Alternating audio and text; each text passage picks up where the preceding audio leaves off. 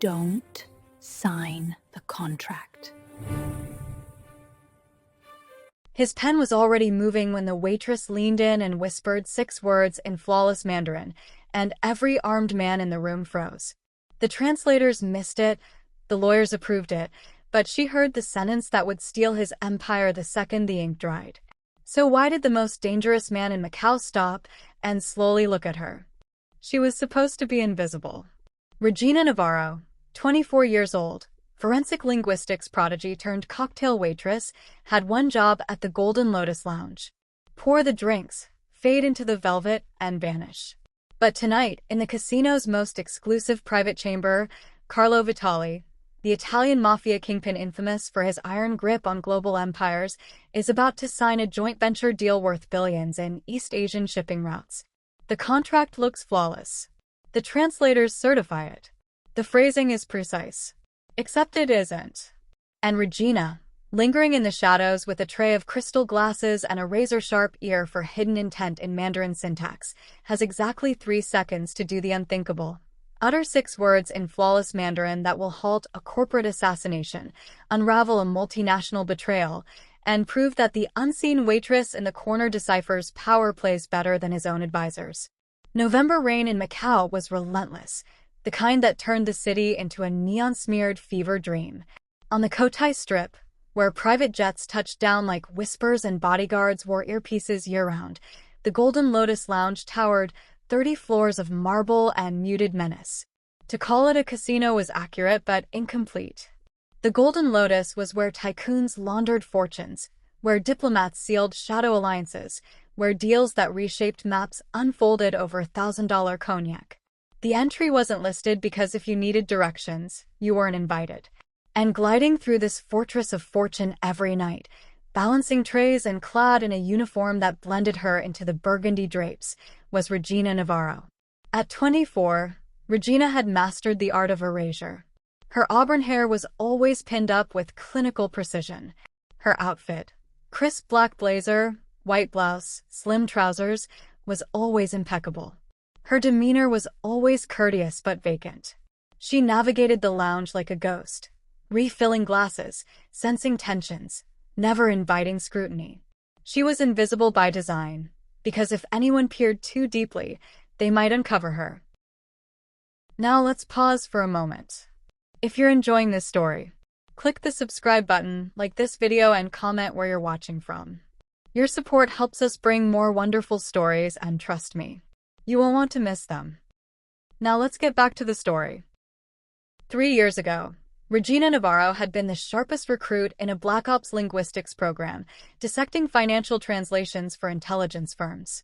Her analyses of contractual syntax had toppled corrupt conglomerates. She'd been courted by agencies in Beijing, Langley, and Geneva. Then a botched operation. Her breakdown of a merger clause that triggered an accidental bankruptcy, burying innocence in the fallout, shattered her. Dr. Sofia Navarro, her aunt and mentor, hadn't believed in regrets.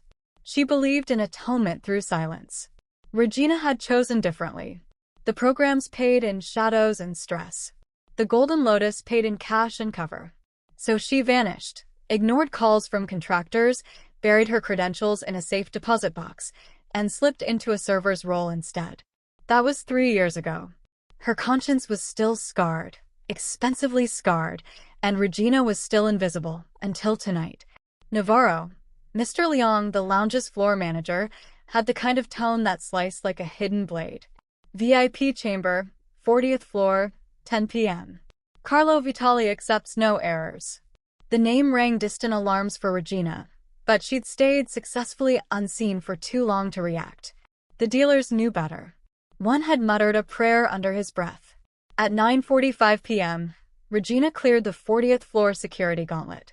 A guard built like a vault patted her down, scanned her badge, and waved her in without a glance. The VIP chamber was intoxicating. Crystal chandeliers dripping light like liquid gold, panoramic views of the glittering harbor like a conquered sea. A single mahogany table for 8 commanded the room. At 10 p.m. sharp, Carlo Vitali entered. He was more commanding than she'd anticipated. Late 30s, with the kind of coiled intensity that turned tailored suits into weapons. Sleek dark hair, piercing gaze, features carved from Roman marble. He strode in with the assurance of a man who'd rewritten rules in blood. Accompanying him, a silver-haired advisor with a ledger, a sharp-eyed woman toting legal binders, 3 silent men who were obviously enforcers despite their polished attire. Regina served tonic waters, still, no lime, and melted into the periphery. At 10:15, the partners arrived. Victor Chin, Hong Kong magnate in his 50s, bespoke suit, grinned like a shark's promise. Beside him, Ms. Li Wei, a stern translator clutching a velvet-bound contract like it held empires. Mr. Vitali, Chen's voice was silk over steel. This alliance will redefine the Pacific. Carlo's nod was curt. Present it. Ms. Li laid the contract on the table with ritual poise. Inside, bound in leather, were pages of bilingual precision, English and Mandarin clauses aligning like perfect gears. The Vitali-Chin joint venture, she intoned. Validated by Beijing Council, Milan arbitrators, and the Macau Trade Authority. Regina was meant to be polishing stemware. Instead, every instinct fired. She knew that Mandarin phrasing. She'd dissected similar traps in training simulations. She could parse it like code, and something in it was lethal. Chen pressed on smoothly. With your signature, you secure unrestricted shipping dominance. Just ink the transfer. The advisor, Russo, scanned it through bifocals. Sembra impeccable. It seems impeccable, because on the surface it was. The English was ironclad. The structure was seamless. Even the Mandarin mirrored it faithfully. But the contract was poisoned. Regina had honed in on papal-like decrees in financial linguistics. Innocent clauses hid daggers. Here, a subtle cultural idiom in the Mandarin shifted executive veto to a phantom entity upon notarization. It was the gold key turned wrong, a takeover veiled as unity. Masterful, almost undetectable, a billion-dollar betrayal. Carlo lifted a platinum pen, weighty as fate, the sort that forged dynasties. Once you sign and authorize the funds, Chin said, nudging the pages closer, the routes are yours. The pen descended toward paper. Regina had 3 seconds to choose her fate. The ghost who stayed silent. Or the analyst who couldn't let a linguistic blade fall unchecked. Her aunt's voice, faint from memory but unyielding. Intention hides in words, Regina. Ignore it, and you become the lie. The pen grazed the line. Oh. Don't sign that. Her voice was a murmur, but in the chamber's hush, it was thunder. Had snapped. Enforcers' hands twitched toward holsters. Chen's charm cracked. Ms. Li blinked in shock. And Carlo Vitali, deliberately, set down the pen and pivoted to face her. His gaze was inscrutable. His tone was velvet threat. You speak. Who are you? Regina's pulse thundered. Her grip trembled. Her world was fracturing, but the trap on that table demanded exposure.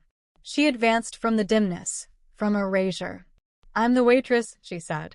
Then, holding his stare in the language of precision, and this contract is a weapon. The chamber ignited. Chen protested.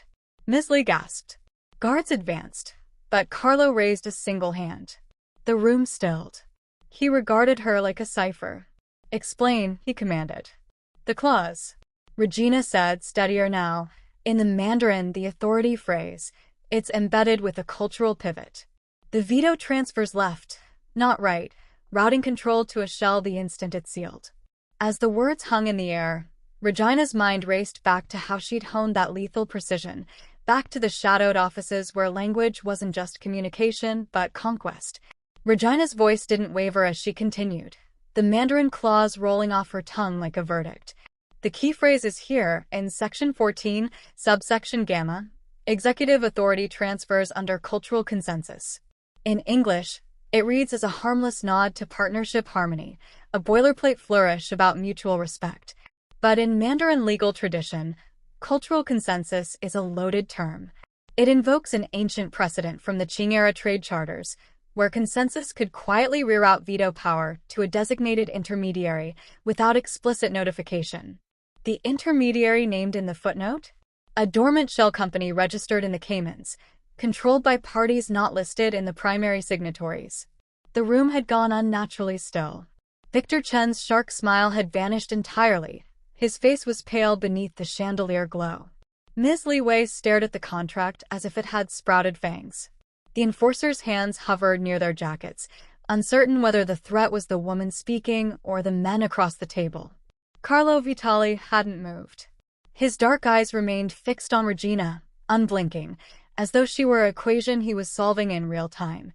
When she finished, the silence stretched until it felt like a physical weight. Then quietly he said, "Clear the room." No one argued. Chen began to protest. "Mr. Vitali, this is clearly a misunderstanding." But Carlo's advisor, Russo, placed a firm hand on his shoulder and guided him toward the door. Ms. Li gathered the contract with trembling fingers. The enforcers followed, casting wary glances at Regina as they left. Within 30 seconds, only 4 people remained. Carlo Russo, a silent bodyguard near the door, and Regina, still standing in the space she'd claimed when she stepped forward.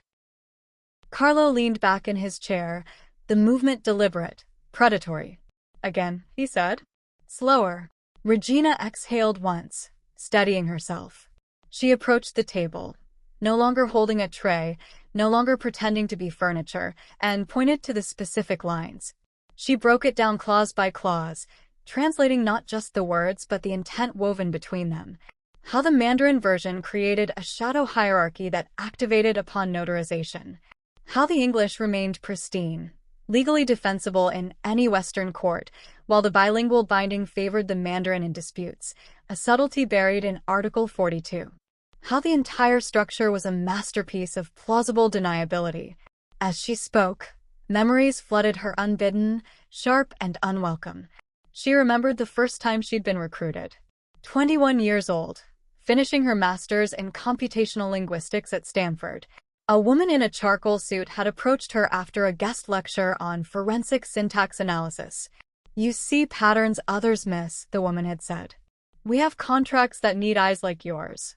The pay had been obscene. The clearance process invasive. The work, intoxicating at first. She'd started with small jobs, flagging anomalies in merger agreements for friendly agencies. Then bigger ones. A Russian oligarch's acquisition of Ukrainian grain ports.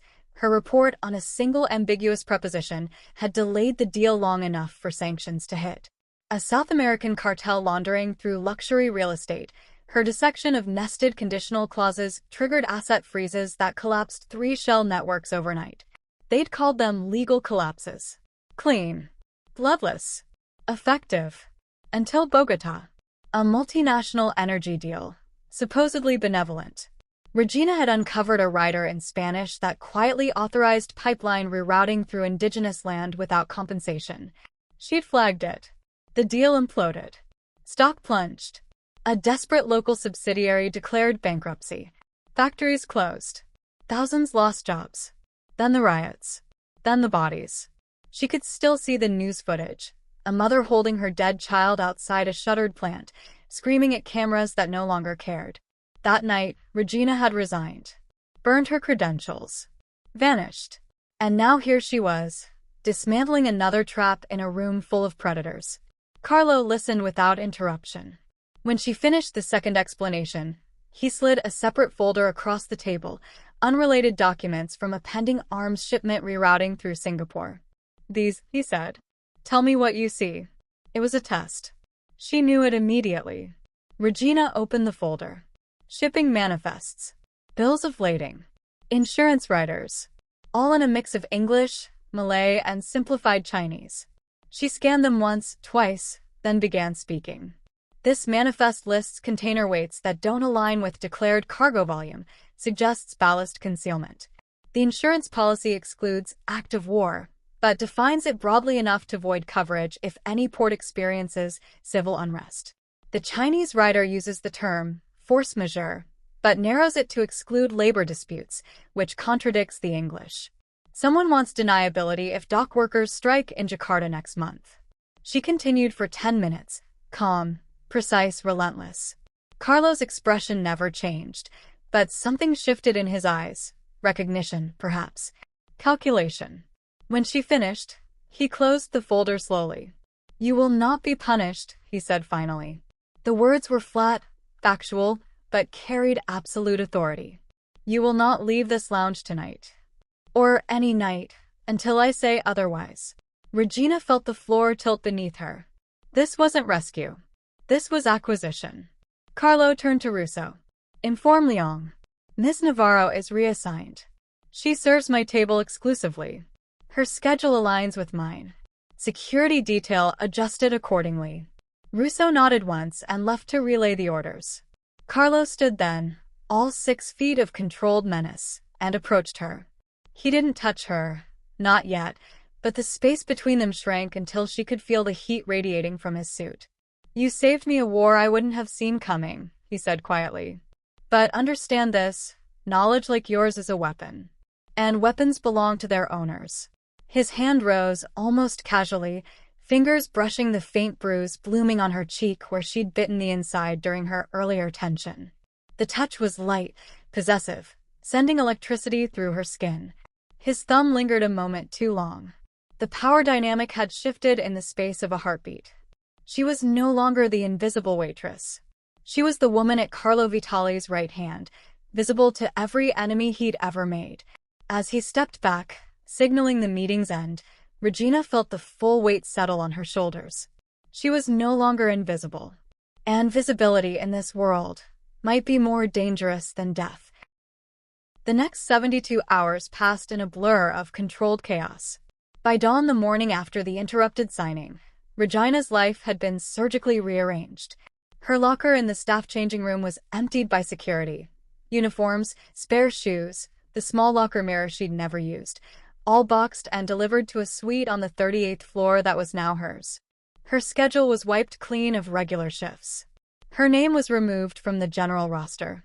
Mr. Leong, the floor manager who once barked orders at her, now averted his eyes when she passed, as if looking directly at her might invite Carlo Vitali's displeasure.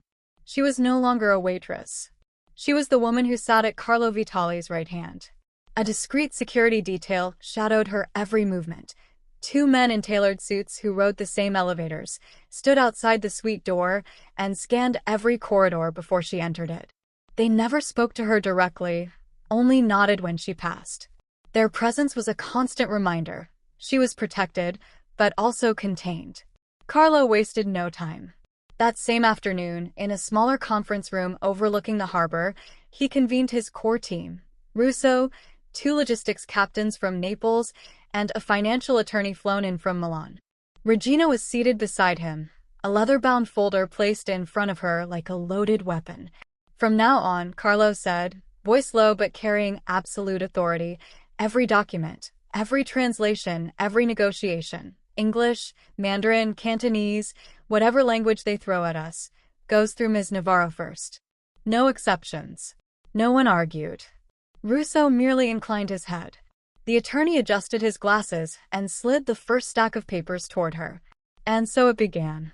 Regina reviewed shipping manifests, joint venture proposals, port authority concessions. At first, they seemed unrelated. Routine expansions, minor partnerships, nothing as explosive as the poison contract. But patterns emerged the way poison spreads, slow, deliberate, almost beautiful in its precision. A recurring Mandarin idiom cropped up across 3 separate deals, undercurrent surging. On the surface, poetic. In context, ominous. It appeared in clauses governing dispute resolution, always linked to arbitration venues in offshore jurisdictions.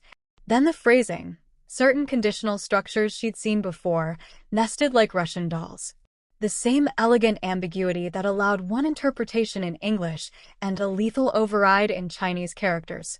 By the second night, she was certain. This wasn't a single betrayal. It was a web. The original contract, the one she'd stopped Carlo from signing, was only phase 1.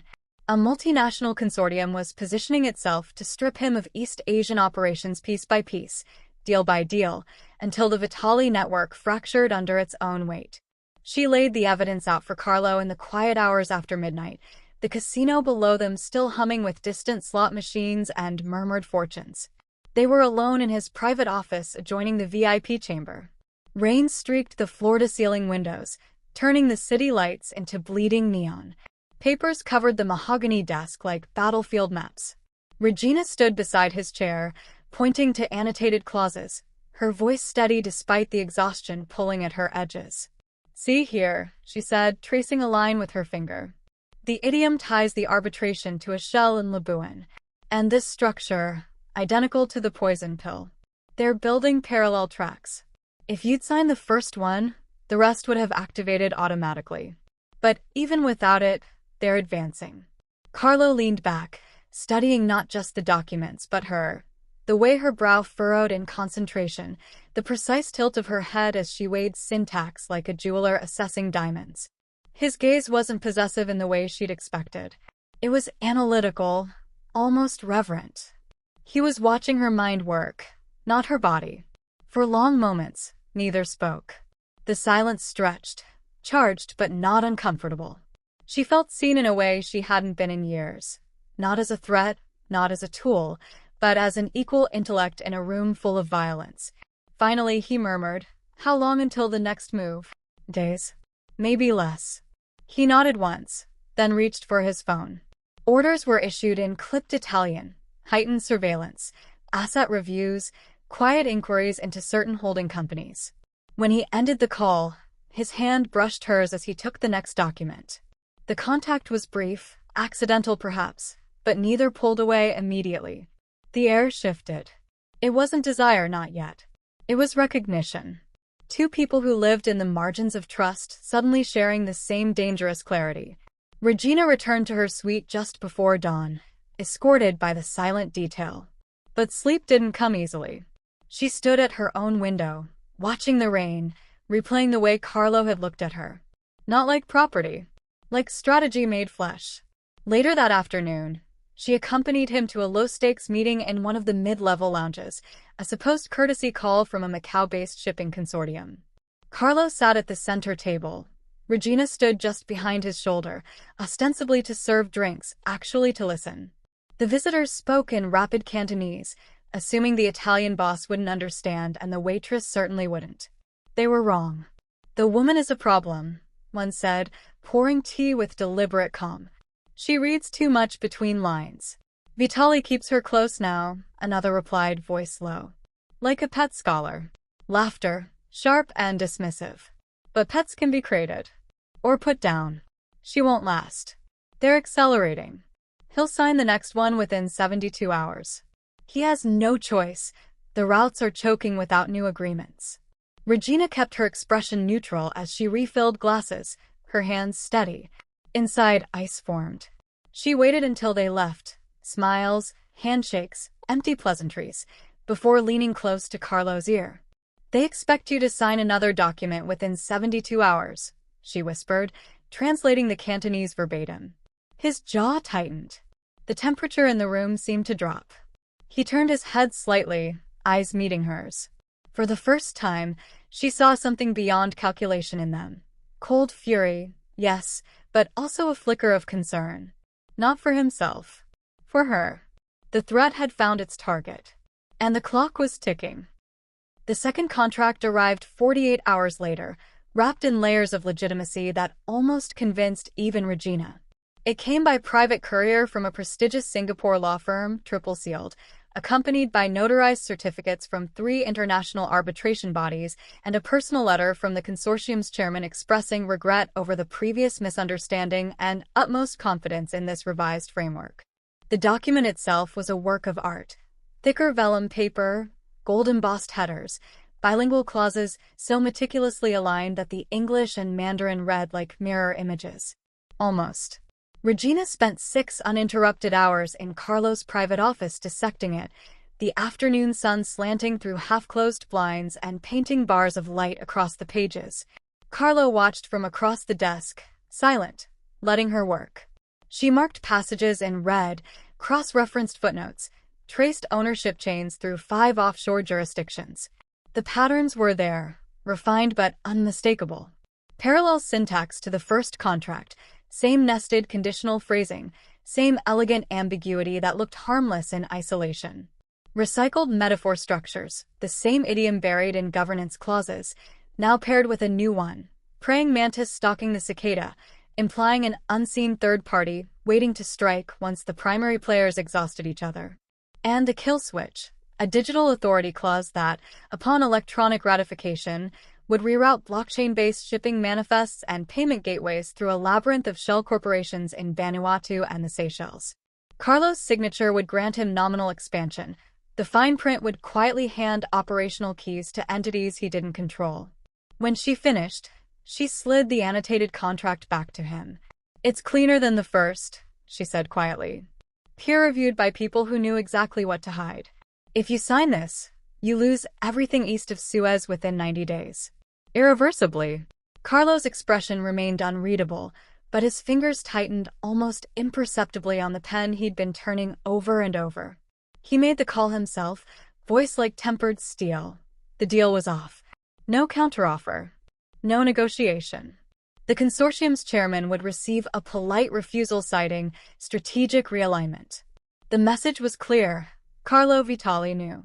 That night, the Golden Lotus Lounge glittered as always, chandeliers blazing, tables crowded with high rollers chasing fortune under the storm-dark sky.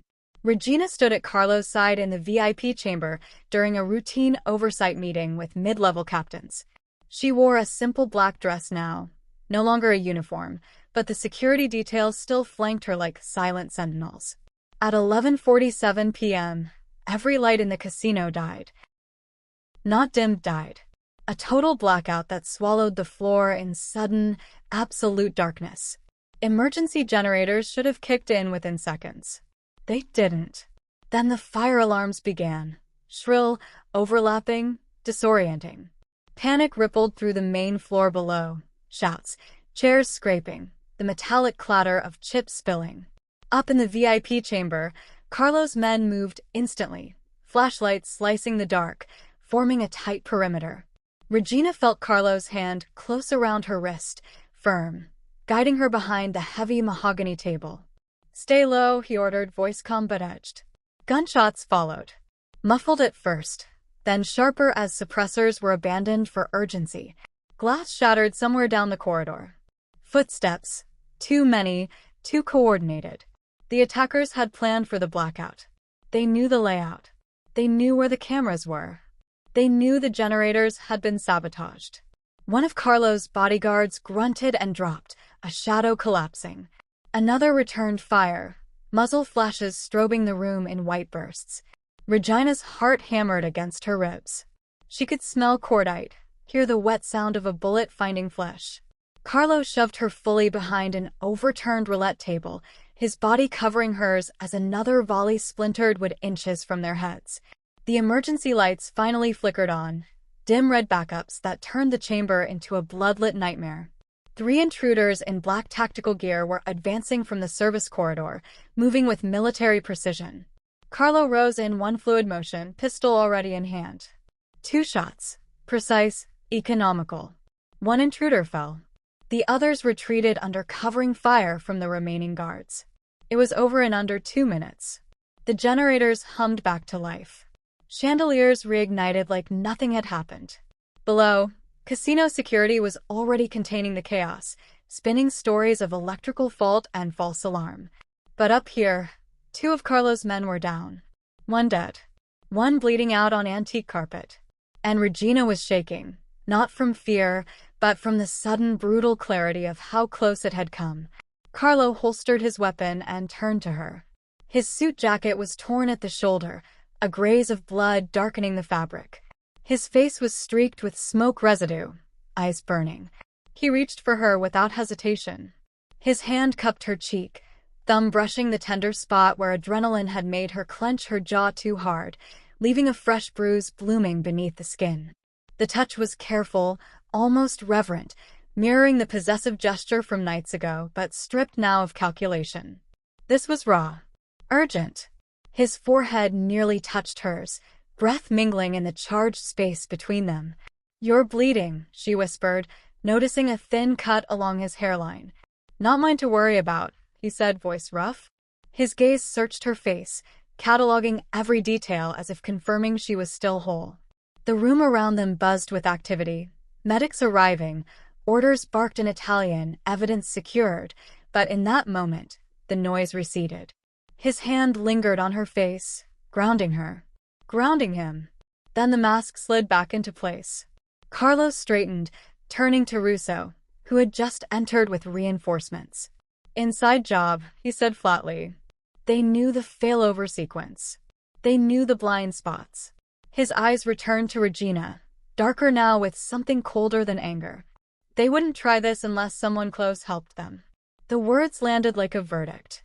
The conspiracy wasn't just multinational. It was family. The days following the assassination attempt blurred into a fortress mentality. Security tripled. Access points were sealed. Loyalty checks rippled through every layer of the organization like shockwaves. Carlo moved his base of operations to the fortified penthouse atop the Golden Lotus, 2 full floors of bulletproof glass, private elevators, and panic rooms disguised as wine cellars. Regina was installed in an adjoining suite, her door guarded around the clock. She worked relentlessly. Every document that had passed through Carlo's hands in the past 18 months, internal memos, routing instructions, private correspondence, was digitized and fed into a pattern recognition matrix she built on a secure laptop. She wasn't looking for overt leaks anymore. She was hunting voice, linguistic fingerprinting, the subtle habits no one thinks to disguise, favorite conjunctive phrases, idiosyncratic punctuation in mixed language drafts, the way certain individuals structured conditional threats. Hours turned into nights. Coffee cooled untouched beside her elbow. Then she found it. A memo from 6 months ago, authored by Carlo's inner circle, outlining preferred language for East Asian negotiations. The exact turn of phrase appeared not in the enemy contracts, but in an internal strategy paper marked eyes only. Someone had lifted it verbatim. She cross-referenced drafting styles. The cadence was unmistakable, long parenthetical asides, a preference for Latin-derived legalese, even in English drafts. The occasional archaic Italianism slipped into footnotes. Only one person wrote like that. Marco Vitali, Carlo's cousin, his consigliere since they were boys running numbers in Naples. The man who had stood at Carlo's right hand long before Regina ever poured a drink. She carried the evidence to Carlo just after midnight. He was in the penthouse study, jacket discarded, sleeves rolled up, a half-empty glass of Burlo in his hand as he stared out at the rain-slick city. The bruise on her cheek had faded to yellow, but the memory of his hand there lingered like a brand. She laid the printed pages on the desk between them. "The phrasing originates here," she said quietly. "Your private files. Whoever fed the consortium the poison pill had direct access to your operational lexicon. Not just access, intimacy. They knew how you think, how you instruct. They anticipated your preferences." Carlos scanned the highlighted sections. His face remained stone. "Could be stolen," he said finally. "Hacked. Planted. It's deeper than that." She slid another page forward. The parenthetical structure in the shell company footnotes matches Marco's drafting style exactly. I pulled 10 years of his memos. The statistical overlap is 98%. He set the glass down harder than necessary. Red wine sloshed against crystal. "Marco has been with me since we were children. He held my father's hand when he died. He took bullets meant for me in Palermo. I know.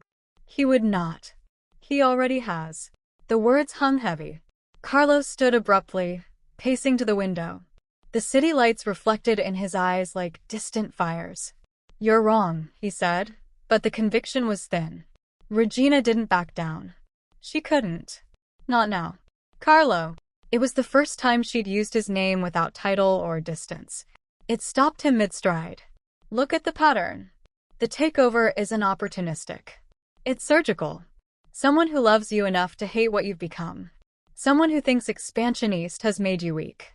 Someone who believes ruling through fear is the only way to protect the family name." He turned slowly.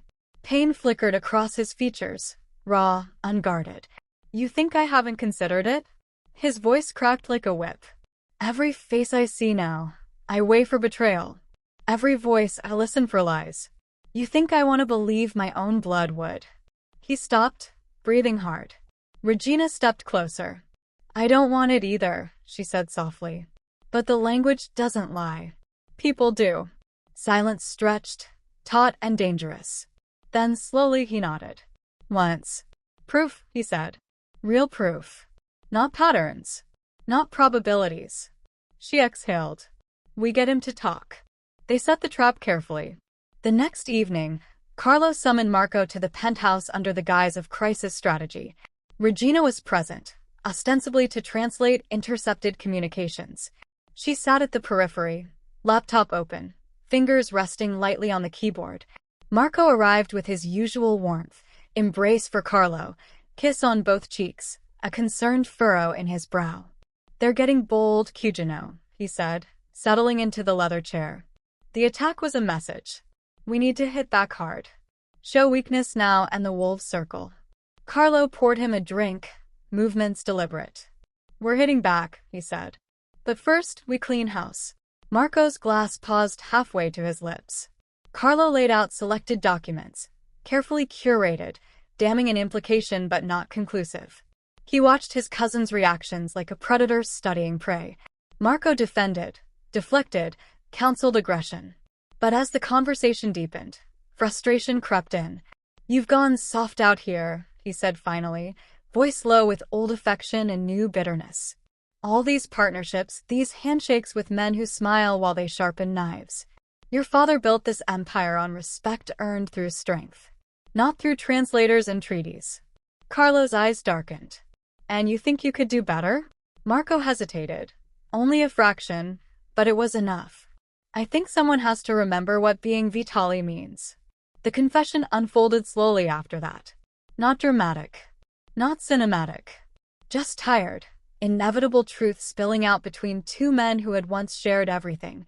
Marco had orchestrated the consortium approach. Fed them language. Guided the clauses. Believed that forcing Carlo to fight a war on home terms, ruthless, traditional, would purge the weakness of Eastern expansion. He hadn't wanted Carlo dead. Just humbled. Remade. Regina recorded it all. Not deliberately at first. Her laptop microphone had been live for ambient translation checks. But when the words turned treacherous, she didn't stop it. Every syllable captured in crisp digital clarity. When Marco left, escorted quietly by men whose loyalty had been triple verified, Carlo stood motionless for a long time. Regina closed the laptop softly.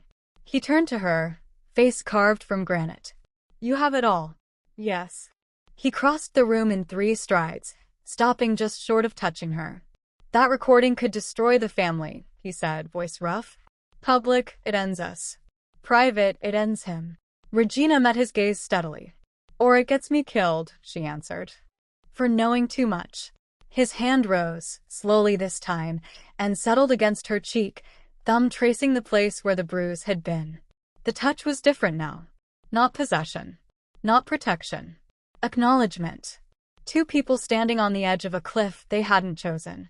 She realized then that the recordings weren't just evidence. They were a weapon aimed directly at her heart. And only Carlo decided when or if it would fire. The penthouse had become a gilded cage.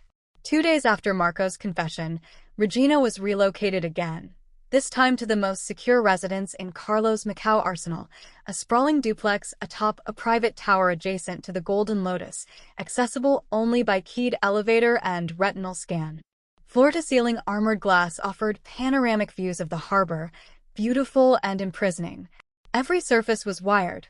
Motion sensors, pressure plates, silent alarms. The staff had been replaced with trusted operatives who moved like ghosts. Regina no longer pretended to sleep in the guest suite. She worked in the study until exhaustion claimed her, waking to fresh coffee and new intelligence reports. The recordings of Marco sat encrypted on a single drive, untouched. Carlo hadn't decided what to do with them yet. Blood, after all, was thick. On the 4th night, the storm returned. Thunder rolling over the South China Sea like distant artillery. Regina sat curled on the leather sofa, laptop balanced on her knees, tracing financial threads that still led back to Marco's hidden accounts. The hour was late enough that even the city lights seemed dimmed. She didn't hear the elevator, but she felt the shift in air pressure when the doors opened. Carlo entered alone. No guards. No Russo. Just him, shirt unbuttoned at the collar, sleeves rolled, the faint shadow of stubble along his jaw. He carried a bottle of Barolo and 2 glasses. Rain streaked the windows behind him, turning the room into a shadowed aquarium. He poured without asking, handed her a glass, and sat on the opposite end of the sofa. Not close, but closer than protocol allowed. They drank in silence for a while, watching lightning fork over the water. Finally, Regina spoke. "You should be sleeping." "So should you." Another silence. Then, quieter, "I keep thinking about Bogota." He turned his head, waiting. She stared into the wine. "The pipeline deal. I was 23. Thought I was saving lives by exposing corruption. Instead, I triggered a collapse that put thousands on the street. There were riots. A woman lost her child in the chaos. I still see her face on the news footage. After that, I couldn't pretend the work was clean anymore. Words on a page could kill just as surely as bullets. I quit because I was afraid of what I'd become if I stayed." Carlo's voice was low. "And now I'm doing it again.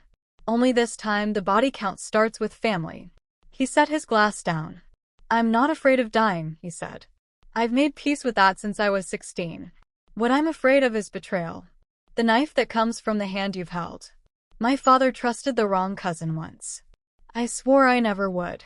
His gaze found hers, unflinching. "Marco was the last person I thought capable of it. And now you." The word hung between them, not accusation, but confession.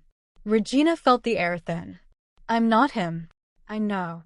A pause. "That's what terrifies me." He moved then, slow, deliberate, closing the distance until his knee brushed hers.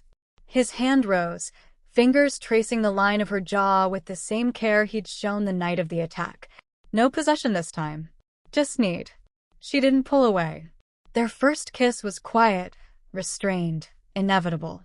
No urgency, no conquest. Just the soft press of lips, tasting wine and storm and unspoken fear. His hand cupped the back of her neck. Hers settled against his chest, feeling the steady, rapid beat beneath linen. It lasted seconds. Or minutes. Time fractured. When they parted, foreheads still touching, neither spoke. Words felt suddenly inadequate. Then the lights flickered. Not the storm. A deliberate pulse. 3 short, 1 long. The security system's breach alert. Carlo was on his feet in an instant, pistol drawn from the holster at his back. Regina's laptop screen flared with an override window she hadn't authorized. A single image appeared. Grainy security footage, timestamped 20 minutes ago. The penthouse hallway. Carlo entering alone. The kiss, captured from a ceiling angle she'd never noticed. Below the frozen frame, text in stark white. "We know she matters." Carlo's jaw locked. He killed the feed, but the message was already burned into both of them.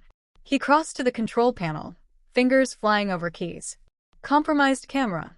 Remote access. They've been watching. Regina stood, heart pounding. How long? Long enough. The realization settled like lead. Loving her wasn't just vulnerability. It was leverage. Carlo grabbed his phone, barking orders in rapid Italian. Full sweep, isolate the breach, prepare the evacuation route to the mainland safehouse. But even as the team acknowledged, the building's emergency lights snapped to red. A low rumble vibrated through the floor, not thunder. Explosives. Charges set at structural points. The screen flared again. New message. Same cold font. Too late. Carlo looked at her across the darkening room, eyes fierce with something that looked painfully like regret. The evacuation was ordered. But the siege had already begun. The siege began with a whisper, then exploded into thunder. At 2:17 a.m., the first charges detonated along the tower's underground parking levels, precise, shaped blasts that severed power conduits and collapsed 2 exit ramps. The building shuddered like a living thing. Alarms howled in overlapping discord. Emergency protocols slammed steel shutters across every window, turning the panoramic views into blank metal walls. Carlo was already moving when the lights died for good. He seized Regina's arm, pulling her from the sofa toward the fortified study that doubled as a command center. Panic room. Now. But the corridors were filling with smoke, thick, acrid, pumped through the ventilation shafts. Flashbangs popped in staccato bursts. Muffled shouts in Cantonese and English echoed from the service stairs. They never made it to the panic room. The attackers breached the penthouse elevator lobby in a coordinated rush. 12 men in black tactical rigs, night vision goggles glowing green, suppressed rifles sweeping corners. They moved like special forces, because some of them were mercenaries hired through the same consortium Marco had courted. Carlo's remaining guards met them in the marble foyer. The first exchange was deafening, muzzle flashes strobing the dark, brass casings spinning across the floor like golden rain. 2 of Carlo's men fell immediately. A third dragged himself behind a column, returning fire until a burst stitched across his chest. Carlo shoved Regina behind the heavy oak bar in the living area, glass bottles shattering around them as rounds chewed into wood and stone. He fired over the counter, controlled pairs, dropping the lead attacker and forcing the rest to scatter for cover. Smoke grenades rolled in next, hissing white clouds that burned eyes and throat. Regina coughed, eyes streaming, but her mind raced clear. She crawled to the study door, Carlo covering her with suppressive fire. Inside, the command console still glowed on backup power. She jacked her laptop into the secure port, fingers flying across keys. The attackers weren't just here for blood. They wanted control. She could see it in their pattern. One team pushing toward the server room 2 floors down, another securing the elevator shafts. If they seized the building's digital backbone, they could freeze assets, reroute shipments, activate the very takeover clauses Marco had embedded. Regina dove into the financial systems, the same labyrinth she'd spent days mapping. The consortium had built backdoors into their own infrastructure, arrogant enough to assume they'd never lose access. She was about to prove them wrong. Behind her, the firefight intensified. The bar splintered under sustained fire. Carlo grunted, sharp, involuntary, and she turned to see blood blooming dark across his left shoulder. He'd stepped into the open to draw fire away from her path. He staggered but kept shooting, one-handed now, pistol bucking in his grip. Regina's hands didn't shake. She initiated the reversal protocol she'd prepared as contingency, mirroring the takeover code against its masters. Shell companies seized. Digital signatures forged with keys she'd harvested from intercepted traffic. Payment gateways slammed shut. Blockchain ledgers locked under emergency Vitali overrides. On screens across the enemy network, wherever their operators monitored from safe houses in Hong Kong and Singapore, alarms began to scream. Their own funds started vanishing into irrevocable burn addresses. Their shipping manifests rerouted to impound ports. Their mercenary contracts voided mid-mission as escrow accounts drained. The attackers felt it instantly. Comms chatter turned frantic, orders countermanded, handlers screaming about compromised assets. Momentum fractured. Carlo used it. He rose, blood soaking his shirt, and advanced with cold precision. 3 shots. 2 more attackers down. The rest began to retreat, dragging wounded, realizing the job had turned suicidal. Regina sealed the reversal with a final keystroke. Enemy operations didn't just stall. They collapsed live, in real time, fortunes evaporating as she watched the cascading confirmations. The penthouse fell into sudden, ringing silence broken only by distant groans and the crackle of dying fires. Carlos slumped against the shattered bar, breathing hard, face pale beneath smoke residue. Regina reached him in seconds, pressing a folded towel against the shoulder wound. The bullet had torn muscle but missed bone. He'd live.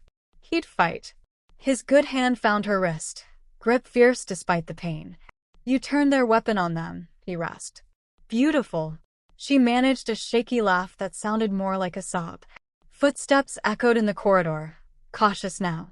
One of Carlo's surviving captains appeared, weapon lowered, eyes wide at the carnage. Building secure, boss. Attackers routed or dead. But we've got an incoming call on the encrypted line. Carlo's gaze sharpened. Who? The captain hesitated. Marco. Says he wants a final meeting. Alone. Or he releases everything. Names, routes, accounts, to every agency from Interpol to the Triads. Carlo looked at Regina, blood staining his teeth when he smiled, small, lethal, exhausted. Tell him, he said, voice steady as steel, the underground gaming hall. 1 hour. The traitor had demanded his reckoning. And the war was far from over. The underground gaming hall lay 3 levels beneath the Golden Lotus, a relic from the casino's older, seedier days. Low ceilings, felt tables scarred by decades of chips and knives, walls lined with one-way mirrors that once hid enforcers. It smelled of stale cigar smoke and old money. Tonight, the only light came from a single green-shaded lamp over the central baccarat table. Marco was already there when they arrived. He sat alone, hands folded, a glass of untouched grappa in front of him. No guards. No weapons visible. Just the weary posture of a man who knew the game was ending. Carlo entered first, shoulder bandaged beneath his dark suit, movement still fluid despite the wound. Regina followed 2 steps behind, small recorder concealed in her palm, wireless earpiece feeding live audio to a secure server upstairs. 3 languages queued and ready. They took seats opposite Marco. The silence stretched until it felt like another presence in the room. Finally, Marco spoke, voice soft, almost paternal. "You look tired, Kijino." Carlo's reply was ice. "You look defeated." Marco smiled without humor. "Maybe. But I'm not wrong." He leaned forward, switching seamlessly to Italian, the language of their childhood. "Tu hai perso il filo, Carlo." Once, men feared the Vitali name from Palermo to Marseille. Now, you negotiate with Chinese bankers. You sign papers instead of breaking bones. You've traded respect for growth. Growth can be taken away. Respect cannot. Carlo's jaw tightened, but he let him continue. Marco shifted to Mandarin, precise, educated tones he'd learned for this very expansion. We don't belong here. These people smile while they carve you up. I gave them the blade because you wouldn't see it. Then English, cold and final. I didn't want you dead. I wanted you awake. The empire was rotting from softness. Someone had to burn the dead wood. Regina's recorder captured every word, every inflection, every shift in language that revealed motive layered upon motive. Greed masked as tradition. Fear disguised as loyalty. Carlo's voice, when it came, was quiet thunder. You think fear is strength? You think shrinking the world makes us bigger? He leaned in. My father died reaching too far.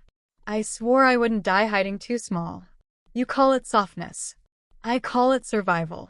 Marco's eyes glistened. Anger, regret, both.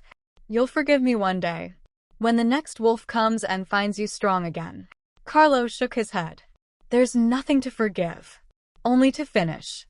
Marco reached slowly inside his jacket. Regina's breath caught.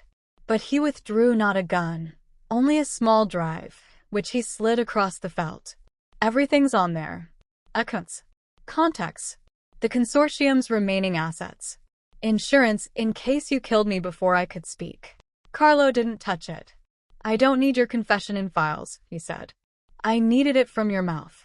Upstairs in the command center, Russo watched the feed. At Regina's prearranged signal, a subtle tap on the table, she initiated the release. Not everything. Just enough. Selected segments. Marco's voice in flawless Mandarin admitting to arming rivals, in Italian confessing to sabotage, in English detailing payoffs, transmitted simultaneously to key players, the consortium's silent partners in Singapore and Hong Kong, Marco's own loyalists in Naples, and anonymous drops to Interpol and the Macau Gaming Commission. The Empire's enemies would devour the consortium before dawn. Marco's allies would scatter, fearing association. Blood would be shed tonight, but not here. Not by Carlo's hand. Controlled. Marco realized it the moment Carlo's phone buzzed once. Confirmation from Russo. His face drained of color. You used her, he whispered. The waitress. To record me. Carlo's gaze flicked to Regina, something fierce and protective flaring there. She's not the waitress anymore. Marco laughed once, broken, hollow. Then finish it. Carlo stood. No. He turned his back, deliberate, merciless, and walked toward the exit. Regina rose with him. Marco called after them, voice cracking. You'll regret this mercy, Carlo. Blood remembers. Carlo paused at the threshold, not looking back. Blood also forgets, when there's nothing left to feed it. They left him there, alone under the green lamp. The door sealed behind them with a soft, final click. In the corridor, Regina exhaled for what felt like the first time in weeks. Carlo stopped, leaning against the wall, weariness etching lines around his eyes. "It's done," he said quietly. She nodded. The consortium was fracturing across continents. Marco's network would implode by morning. The Vitali Empire, battered, but intact, had survived. Yet the hall behind them remained silent. No gunshot. No plea. Just the weight of choices made in 3 languages, settling like dust over a closed table. They walked upward together, into whatever came next. 3 weeks later, the Golden Lotus reopened its doors to the public. The siege had left scars, bullet-pocked marble in the private corridors, new steel reinforcements hidden behind fresh silk wallpaper, a quiet turnover of staff whose loyalties had been found wanting. But empires, like cities, rebuild quickly when survival demands it. Money flowed again. Deals were struck in hushed tones. The chandeliers blazed once more, brighter perhaps, as if to burn away the memory of darkness. Marco had vanished into the custody of men who answered only to Carlo. No public trial. No headlines. Just the old way, exiled to a place where regret had years to mature. The consortium's remnants scattered, assets seized, principles ruined, reputations quietly erased. The Vitali network stood stronger for the pruning, routes secured, alliances reforged in the language of mutual caution. Regina watched it all from the periphery at first, still housed in the tower suite, still guarded. She spent her days in the rebuilt command center, refining firewalls, drafting new contractual templates that left no room for hidden daggers.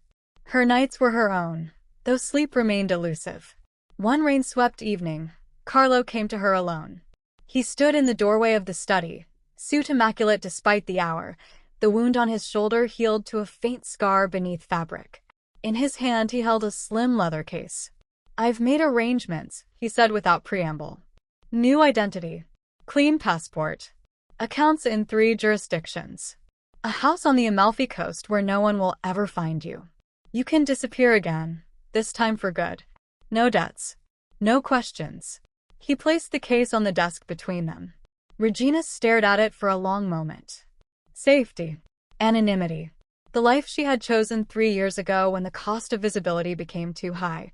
She closed the lid gently. No. Carlo's expression didn't change, but something shifted in his eyes. Relief, perhaps, carefully banked. "You're certain?" "I've spent years being invisible," she said. "It didn't save anyone. Least of all me." He nodded once, as if he had expected nothing less. "Then stay," he said. "Not as protection. Not as leverage. As partner." The word hung in the air, simple and revolutionary. No ownership in his tone. No claim staked. Just an offer extended between equals who had bled together, lied together, survived together. Regina stepped closer. "I have conditions." His mouth curved, the closest thing to a smile she had seen from him in weeks. "Name them. Every document, every negotiation, every expansion. I'm in the room. Not behind you. Beside you. Done.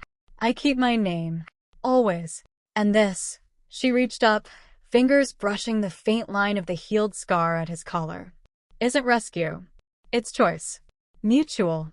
Carlo caught her hand, held it against his skin. "Mutual," he echoed, voice low. There was no dramatic declaration. No sweeping gesture. Just the quiet closing of distance, the press of lips that had waited through gunfire and betrayal for this moment of uncomplicated certainty. His arms came around her, not to shield, but to hold. Hers slid around his neck, not in surrender, but in claim. They had earned this. Not through fantasy, but through truth spoken in the hardest moments. When they parted, the rain had softened against the windows. "Tomorrow," he said, "there's a new proposal from Shanghai. Complex routing clauses. I'd like your eyes on it before I even open the file." She smiled, small real. "I'll be there." Months later, on an ordinary night that felt anything but, Regina stood once more in the VIP chamber of the Golden Lotus. The same chandeliers dripped their golden light. The same velvet curtains framed rain-streaked windows. The same hum of power filled the air, money moving, fates shifting, empires breathing. Only everything was different. She wore a tailored dress of midnight silk, no longer a uniform. No tray in her hands. She stood at Carlo's right, visible, deliberate, at the head table where a new joint venture was being finalized. Translators deferred to her. Advisors waited for her nod. When she spoke in flawless Mandarin or precise English, the room listened. Carlo's hand rested lightly at the small of her back, not possession, but partnership. His gaze met hers often, steady, unguarded. Across the table, the signatories lifted their pens. Regina reviewed the final clause one last time, her finger tracing the line that guaranteed mutual veto, transparent authority, no shadows. She nodded. The ink flowed. No one in the room that night would have recognized the ghost who once poured drinks in silence. Regina Navarro was no longer invisible. And in the world they had forged together, one built on words chosen with lethal care and truths guarded with blood, she never would be again. Language saved him. Truth kept them alive. If you enjoyed this story, don't forget to subscribe, like, and leave a comment below for more stories from the Diaries of Love.